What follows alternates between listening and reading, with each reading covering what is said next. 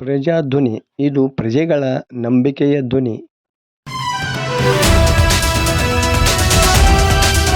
ಲಕ್ಷ್ಮೇಶ್ವರ ಪಟ್ಟಣದ ತಾಲೂಕ್ ಪಂಚಾಯತಿ ಕಾರ್ಯಾಲಯದಲ್ಲಿ ಬುಧವಾರ ಜರುಗಿದ ಜನಸ್ಪಂದನ ಸಭೆಯಲ್ಲಿ ಜಿಲ್ಲಾಧಿಕಾರಿ ವೈಶಾಲಿ ಎಂಎಲ್ ಹಾಗೂ ಶಾಸಕ ಡಾಕ್ಟರ್ ಚಂದ್ರು ಲಮಾಣಿ, ಜಿಲ್ಲಾ ಪೊಲೀಸ್ ವರಿಷ್ಠಾಧಿಕಾರಿ BS Nemagowda, CEO C Bharath ಅವರು ಸಾರ್ವಜನಿಕರ ಕುಂದುಕೊರತೆಗಳನ್ನು ಆಲಿಸಿ ಸಾಧ್ಯವಾದಷ್ಟು ಮಟ್ಟಿಗೆ ಸಮಸ್ಯೆಗಳನ್ನು ಸಂಬಂಧಿಸಿದ ಅಧಿಕಾರಿಗಳ ಗಮನಕ್ಕೆ ತರುವುದರ ಮೂಲಕ ಅವುಗಳ ಪರಿಹಾರಕ್ಕೆ ಪ್ರಯತ್ನಿಸಿದರು.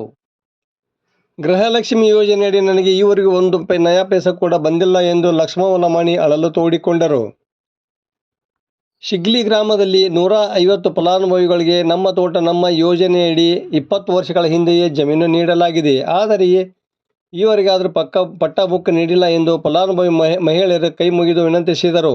ಆಗ ಜಿಲ್ಲಾಧಿಕಾರಿ ಮತ್ತು ಶಾಸಕರು ಆದಷ್ಟು ಬೇಗನೆ ಸಮಸ್ಯೆ ಪರಿಹರಿಸುವುದಾಗಿ ಭರವಸೆ ನೀಡಿದರು. ಇದೇ ಸಂದರ್ಭದಲ್ಲಿ ಕಾರ್ಮಿಕ ಇಲಾಖೆ ಮತ್ತು ಕರ್ನಾಟಕ ಕಟ್ಟಡ ಕಾರ್ಮಿಕರು ಮತ್ತು ಇತರೆ ನಿರ್ಮಾಣ ಕಲ್ಯಾಣ ಸಂಘಗಳ ವತಿಯಿಂದ 20 ಕಾರ್ಮಿಕರ ಮಕ್ಕಳಿಗೆ ಲ್ಯಾಪ್ಟಾಪ್ ವಿತರಿಸಲಾಯಿತು.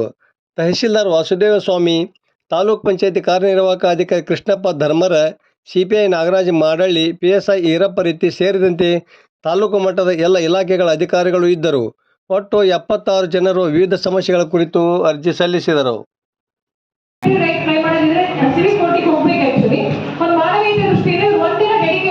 ಎಲ್ಲ ದಾರಿ ಇಶ್ಯೂಸ್ ಏನ್ ಬಂದಿದೆ ಪೊಲೀಸರಿಗೆ ಈವೊಂದು ನೆಸಿಟಿ ಇದ್ರೆ ಚೀಫ್ ಆಫೀಸರ್ ಇದ್ರ ಜೊತೆಗೆ ಇದ್ರೆ ADL ಮತ್ತು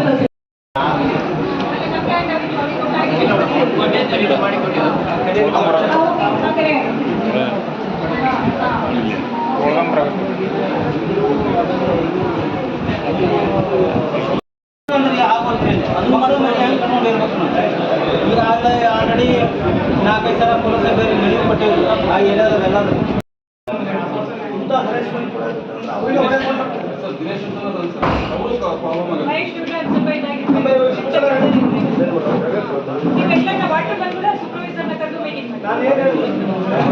ನೀನು ಯಾವ ವಾರ್ಡಿಗೆ ಯಾವ ದಿನ ನೀರು ಬಿಡ್ತಿ ಅಂತ ಹೇಳು. ನಮ್ಗೆ ಯಾವ ವಾರ್ಡಿಗೆ ಒಂದು ಪ್ಲ್ಯಾನ್ ಮಾಡ್ಕೊಂಡು ಇವ್ರ ಕಡೆ ಒಂದು ಪ್ಲ್ಯಾನ್ ಇಲ್ಲ. ಇವ್ರು ನೋಡಿದ್ರೆ ಮ್ಯಾನೇಜರ್ ಇವತ್ತು ಯಾವ ಈ ವಾರ್ಡಿಗೆ ಬಿಡ್ತೀವಿ ಅಂತ ಇನ್ನೊಂದು ಪ್ಲ್ಯಾನ್ ಮಾಡ್ಬೇಕಲ್ಲ. ಮುಂಚೆ ಒಂದು ಪ್ಲ್ಯಾನ್ ಮಾಡ್ಕೊಂಡು ಇಟ್ಕೊಂಡ್ರೆ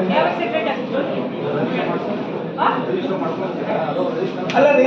ನಾನು ಕೇಳಿದವ್ರು ನಿಮ್ಗೆ ಇಲ್ಲಿ ಕೇಳಿ, ಮೊದಲು ನಮ್ಮ ಬರಗಾಲದಲ್ಲಿ ನೀರು ಸಮಸ್ಯೆ ಇತ್ತು, ಓಕೆ ಒಪ್ಕೊಳ್ಳೋಣ. ಈಗ 40 ದಿನದ ಮಟ್ಟ ನೀರು ಕೊಡೋಣ ಅಂದರೆ